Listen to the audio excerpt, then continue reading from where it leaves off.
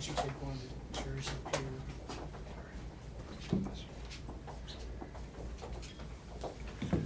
She's in there.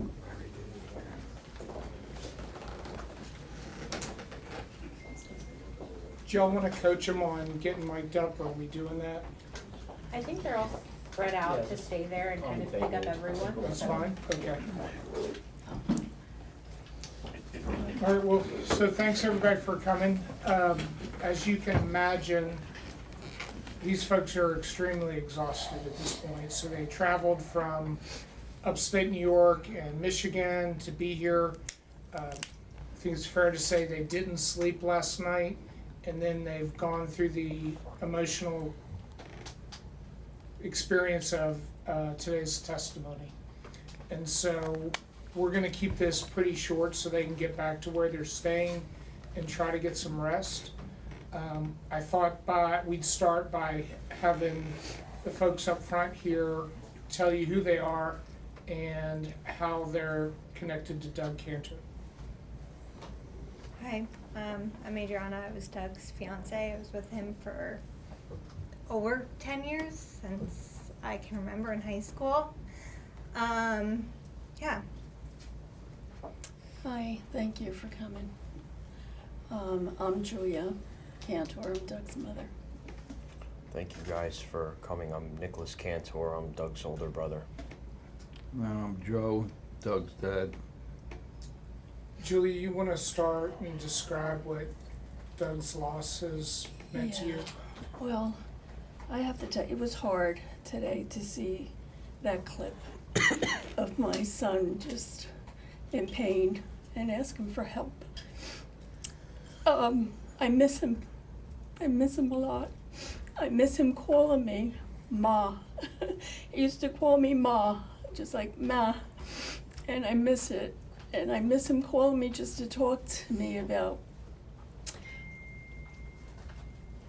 podcasts and recipes and just general stuff, just current events. He used to be on top of me about what name 3 things that I want to do for the year, and I would have to do it because he would be on top of me. Did you do it? He's very encouraging, and he was a wonderful leader. You know, he had a team at work.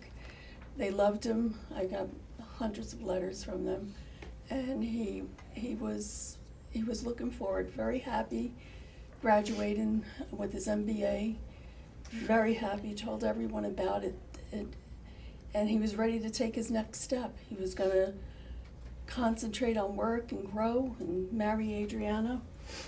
They were going to have children soon, I'm sure, and they were going to move back home. We were all going to be a family again.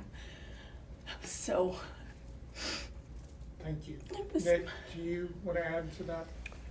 You know, today, nothing could prepare you to see your younger brother in his last waking moments. I tried on the way down. I knew that it was inevitable that there was going to be some form of documentation, but today I saw it, and you know, it brought me back to a lot of times when me and my brother, we grew up playing sports together, and I was always obviously the older brother, and you know, whenever one of us would get hurt, you know, the other one would be there, like kind of being strong for the other one, telling them to take breaths, I guess just to be like the rock for the other one. And seeing that video of my brother on the curb getting worked on by the police officer, seeing the bullet hole, the blood, seeing his face and him trying to keep himself calm, taking deep breaths, I can't even materialize into words what that feels like as the older brother to watch that happen, especially being that I had to sit next to my mother and experience that with my mother, knowing that that's her son that she's watching, as well as my brother. And you know, I don't know if you guys know, I have a daughter or a child on the way, and I can only imagine what that would feel like going through my mother's head seeing that happen to my child. And, you know, I don't know that there's a justice for that. You know, I mean, I want the jury to convict. I want there to be, you know, whatever form of justice there is. But, you know, being in that courtroom and seeing that, it just changes your entire perspective of, you know, what the loss is. When you see somebody that you love suffering mortally. We have time for a few questions. Yes. I have one. I'm so sorry for the time that you guys are passing through right now. My condolences for your family and Rudy. I do have a question regarding the media coverage of this case. Do you think in some way or form it could overly attention that it's having and maybe affect the justice that your family's trying to get?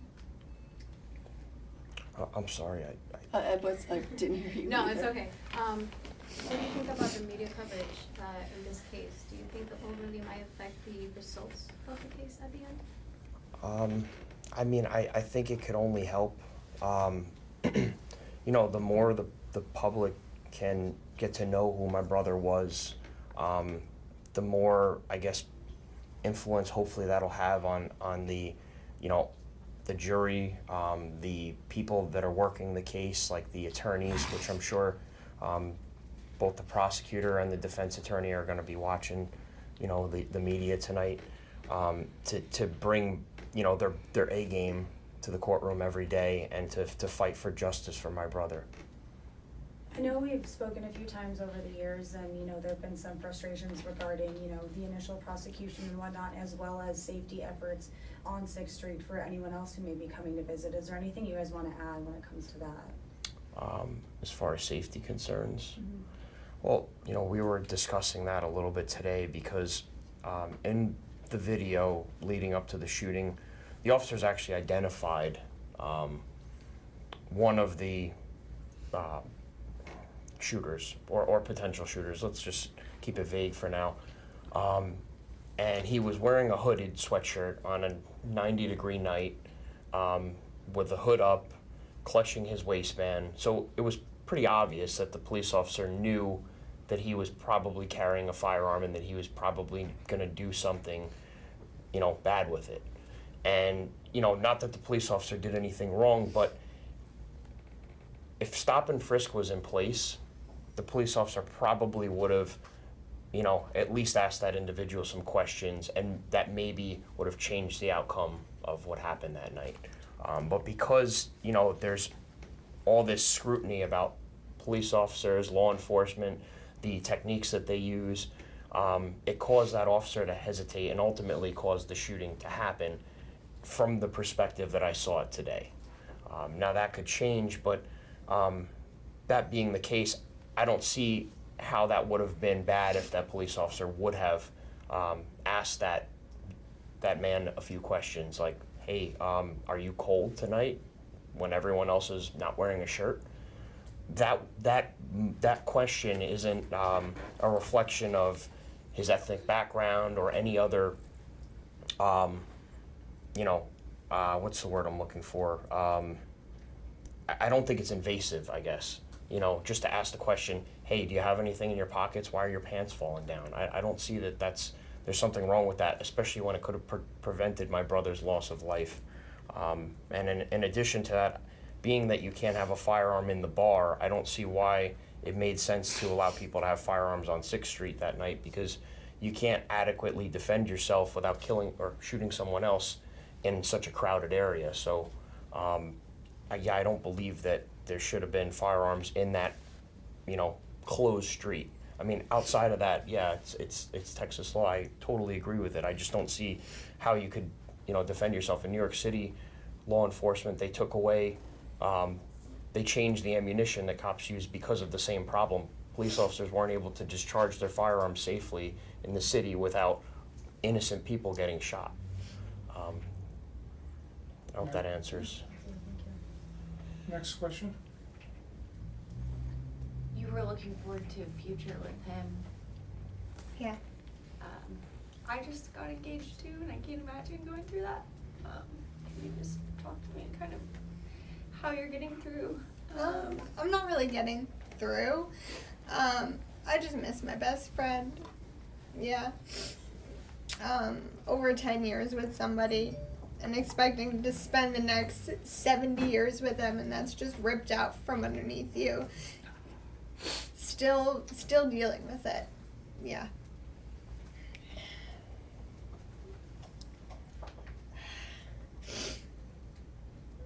We got time for a couple more. It's just sad to see her, they had a life, she was starting to look for places to get married, and Michelle, her mother, was looking at rings with Doug for Adriana, and it's just, this was his next step after graduating and working and, doing good at work. His next step was getting married. It would have been, I think, months before they were gonna get married. And, he was happy. He was so happy about just finally being done with school and starting his life. And it's just crazy. Like, why? Just why? Why would you go down there? Why would you carry a gun? Why, there's so many people there. Why open fire? And you don't stop until the bullets are gone. I mean, A poor decision that took somebody less than a second to think about doing costed all of us the rest of our lives of pain. He took all of us. He You know- didn't just take Doug, and you hear that all the time. But he did. He took us all. We're not the same. Nothing will ever be the same. Nothing makes you happy. No. I would You don't say, look forward to I would like to add that, besides missing him greatly, after seeing that footage today, that took me back 2 years. I couldn't watch the whole thing. I saw him clutching his side, and that's as much of that as I could see.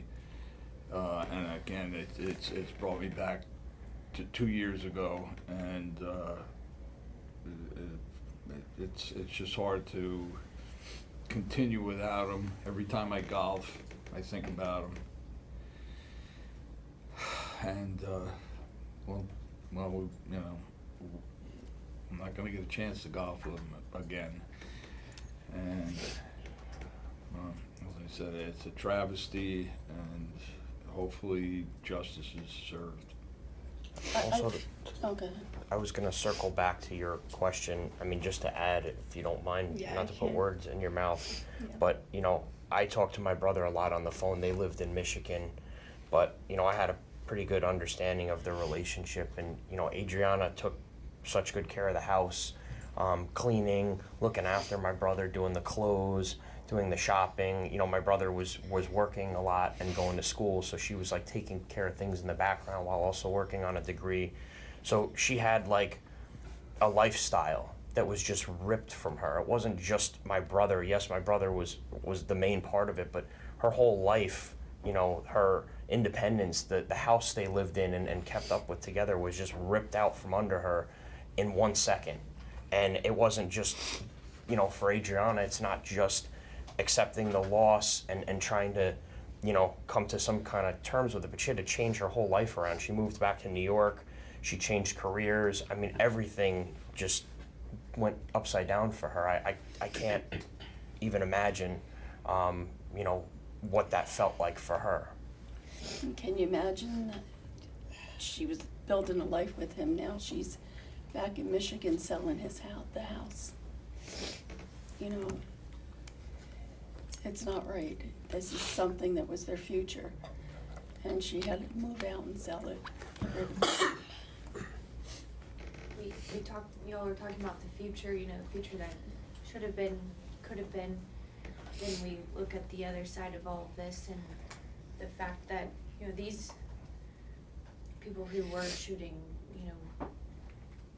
they didn't seem to care about their future, right? They didn't. No, They they're have just no as guilty, and they have no future, and they're just as guilty. They were there. They knew what was going on. And, you And know, they should be put away too. to be honest, you know, this whole trial is about where the guilt falls and who pulled the trigger, but, you know, I think the bigger picture eludes a lot of people, and that everybody involved, whether they shot a gun or not, all of those people, they were all as equally as guilty, because if none of them were there, that wouldn't have happened. And if it didn't happen that night, it was going to happen another night to another person, because those are the type of people that were there that it's a night lifestyle for involved. them. I mean, it's a lifestyle. It wasn't like one freak thing that happened one night. This is what these kids, gang members, whatever you want to call them, this is what they lived to do. This is what they were aspiring to be. They wanted to be cool by shooting each other. So, you know, I don't think there's any innocence in anybody that's in that courtroom on the defense side, you know. Okay. Can I ask you a question, if you don't mind? You asked about media. I'm sorry, I'm Larry Leitner, I'm Doug's uncle. You asked about media coverage. Do you need a mic? Does he need a mic? Do I need a mic? I'm sorry. Is that everybody? No, you asked about media coverage on this. Okay, so I came down here 2 years ago when he was shot. And it was a big media event back then. I mean, everybody heard about it around the country. That's kind of died down, obviously. But things have gotten worse since then in Austin. And I think this is the best opportunity right now to make it an even bigger event than the original event. Because if you don't get this out there, people aren't going to start voting the right way, people aren't going to start making noise, and the dead bodies are just going to keep piling up around here. I mean, we're going home after this. We're back in New York. We've done our part for God and country, for our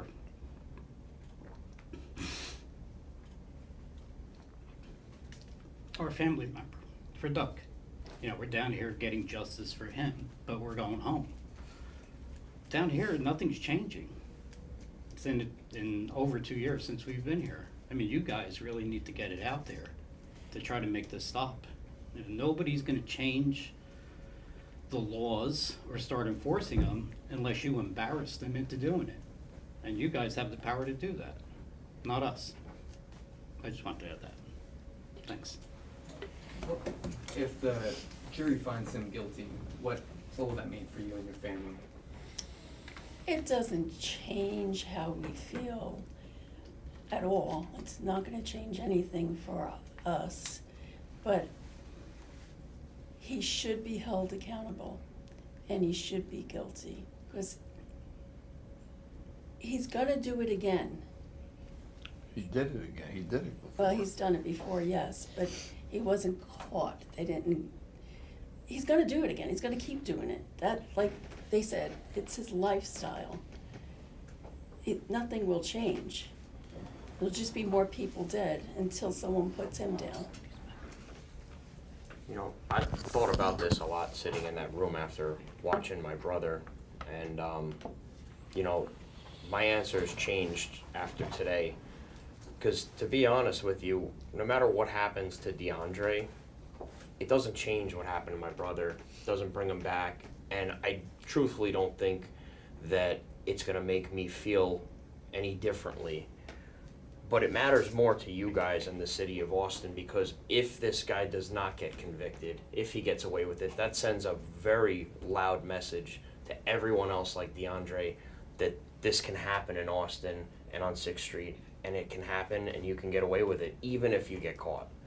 And above and beyond that, truthfully, whether he goes to prison or goes back out on the street, I don't think he lives very long either way, because he's gonna go back to that lifestyle and get shot and killed, or he's gonna end up in prison for 20 years, come out and get killed, or get killed in prison. I don't see him, you know, going to prison and turning his life around. So, you know, what happens to him, it really, after this case, it really doesn't change much from the way I see it. And I'm speaking for myself when I say that, but that's my answer. And it's true, I before agree. he shot Doug, he shot two other people. Actually, Julia, let's Okay. not get into that. Okay. Sorry. So I'll offer one observation from today's testimony, that seems to me to be important. And what that is when the gunfire erupts, the evidence today showed that all of the police officers immediately reacted. They didn't cower and look for cover. They turned and ran towards the sound of the gunfire. They uniformly, all of them, moved into harm's way to protect everybody who was down there on 6th Street. All the officer witnesses testified their immediate action drill was to eliminate the threat. And they were seeking the threat to stop the killing. That's what they said. And only when they realized the gunmen had gotten away did they turn their attention to life-saving procedures. And then they took the unprecedented step of not hesitating and waiting for an ambulance. They loaded Doug Cantor in the back of a police car and drove him to the hospital themselves. They did everything they could to save Doug, and they did everything any citizen could expect in terms of trying to make our streets safe.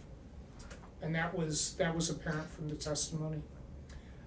Thanks again for everybody coming over this evening. We may have another opportunity as the trial progresses to huddle with you and provide some more content and comments. But thank you. We'll wrap it up with that for tonight. Thank you. Thank you. Thank you guys.